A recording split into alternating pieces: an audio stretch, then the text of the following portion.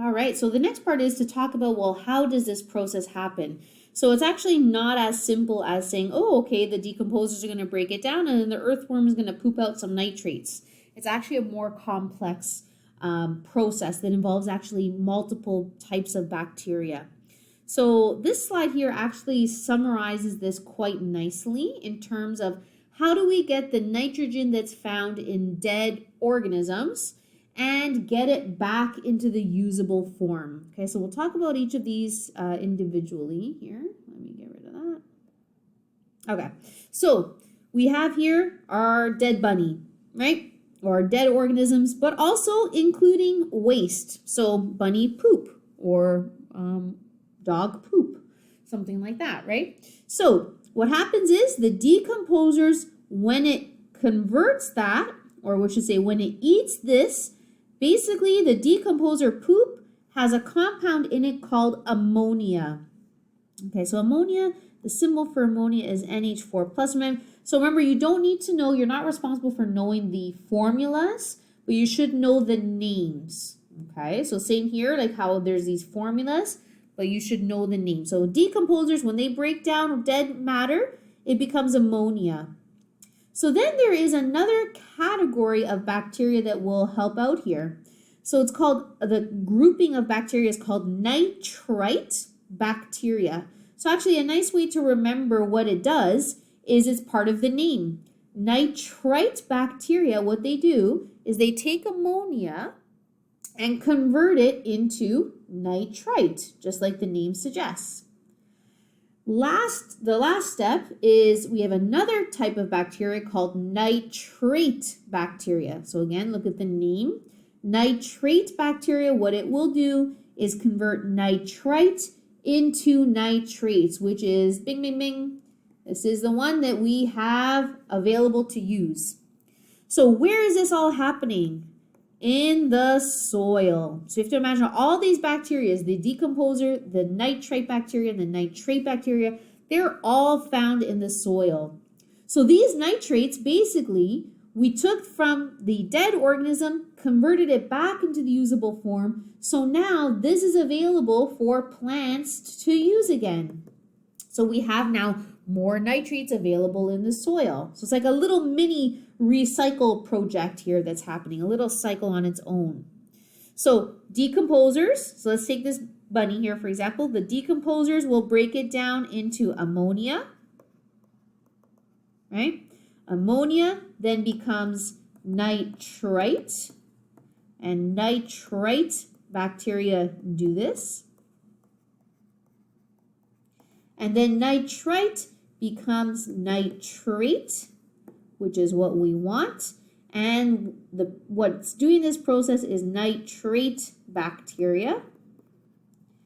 And this little plant that's over here on this side, right, that's now growing, right, they can now use this nitrate so it can grow. And then maybe a bunny that is alive, unfortunately this one has now been recycled, can now eat this and the nitrates go back into the food chain.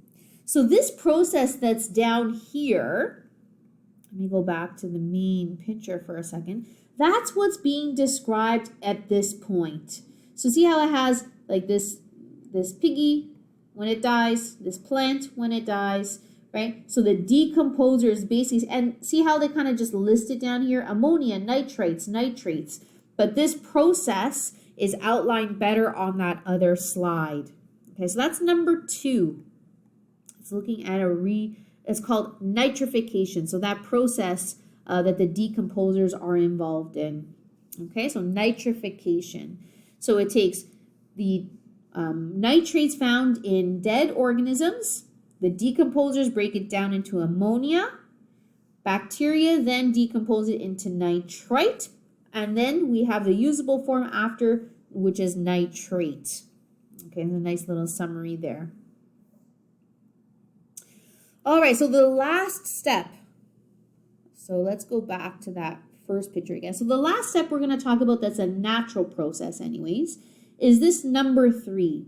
So number 3 is basically talking about, okay, well, how does nitrogen get back into the air, right? So we're using it here for getting it into the soil. We're looking at it here, recycling it with decomposers. But how do we get the nitrogen back into the air itself? So that process is called denitrification. So basically, it's the opposite of nitrification.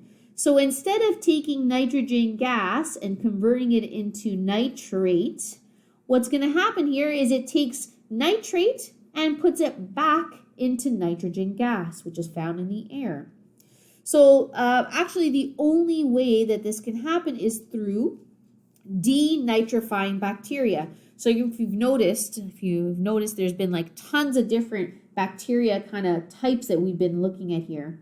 Normally, the name of the bacteria category has to do with what process it does. So think of like denitrifying as like the opposite of nitrifying, right? So this is where we're going from nitrates back down to nitrogen gas. So this is found in the air, and this, of course, is found also in the soil. Okay, so that kind of takes care of the third part. So now, how do humans interact with the nitrogen cycle? Okay, so there's a couple of things. So number one, nitrogen can be put into the atmosphere through the burning of fossil fuels. Okay, so that's actually part in how acid rain is produced, and we'll look at that. The second way is with fertilizers. Okay, so we just talked about how nitrates are necessary for plants to grow and to thrive. And then that, of course, enters into the food chain. So let's say you are planting, you are a farmer and you are planting a crop of, tomatoes. Okay, and the tomatoes are not growing because maybe the soil doesn't have a lot of nitrates in it. Like maybe it just so happens to be that there's not a ton of nitrates there for whatever reason. Maybe not that many bacteria that are there. So what the farmer may do is go to the store and buy fertilizer. And I'm sure a lot of you have heard of this or seen this at Home Depot or, in your garage. Maybe your parents have a garden, whatever the case may be. But when you put fertilizer in soil, basically what fertilizer is are nitrates that are man-made. So instead of naturally producing the nitrates through bacteria or through lightning, what's happening here is we are producing it as a chemical, like an artificial chemical, that is then added to, let's say the farmer's putting it on their tomato crops. So now the tomatoes are able to grow because the soil is now richer in nutrients. Okay, now the downside to that is what happens is you have an excess amount of nitrates that are essentially going to perhaps cause an overproduction. So for example, let's say these crops, if they put too much fertilizer in it, what can happen is the fertilizer can enter into the waterways. Okay, so once fertilizer enters into the water, you can have a process that's called eutrophication that happens. So essentially what that means is there's an overproduction of algae. I'm going to post a video that I'd like you to watch for going further into that eutrophication process. We're not going to go into a ton of detail into it right now, but I'd like you to watch that video that I'm going to link, just because it is an important interaction that humans do that will have a negative impact, especially on aquatic life. All right. So continuing on here. So remember we talked about why plants need nitrogen. Of course, we need the nitrates in order to grow and make their cells so they're able to be sufficient in their growing. So what happens when plants don't get enough, right? So sometimes they grow smaller, or they may not have as large of a let's say production. So let's say it is a tomato plant. Maybe instead of growing, 5 or 6 tomatoes that summer, it grows maybe 1 or 2. So they have like less fruits or flowers or whatever the case may be, whatever type of plant it happens to be. So fertilizers are added, which is that man-made component. So that way we can actually grow many crops that would naturally not be able to grow. So you have to imagine without fertilizers, we would have a lot less food production in the world, about a third less food than what we currently produce. Now, Obviously, so that's a benefit. We have more food available for people to purchase. But obviously, the negative downside, again, would be that eutrophication that happens in aquatic ecosystems. Okay, so it's kind of like a pro and con, right? So another way of human interaction is through the burning of fossil fuels. So burning of fossil fuels we looked at in the carbon cycle, which adds carbon dioxide into the air. But some of the side products that are used in the burning, or that are made, I should say, in the burning of fossil fuels are nitrogen oxide components.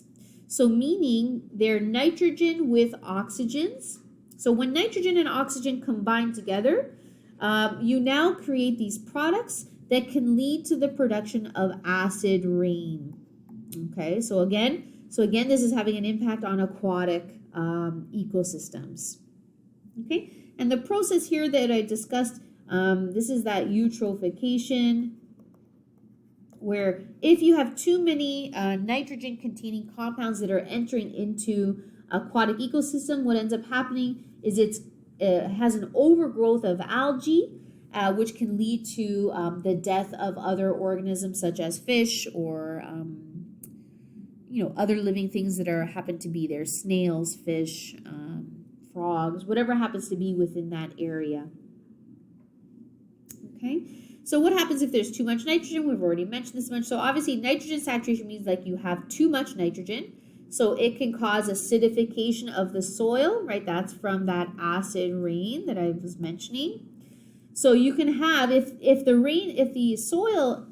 water that's coming down creates an acidic soil, what can happen is the trees and a lot of other living things that require a certain pH level of the soil can essentially start to die. So what ends up happening is you have less living organisms within that area. And of course, that acid rain will then eventually go into bodies of water that happen to be nearby. Okay, so it's very similar to too much of anything, right? If you're interrupting the natural cycling of nutrients, you're going to have obviously benefits to some, right? There's a reason why we have this human intervention, because there's a benefit to human life, but there's a lot of negatives as well. So you have to there's pros and cons to kind of every decision that is made at the human level anyways for these cyclings.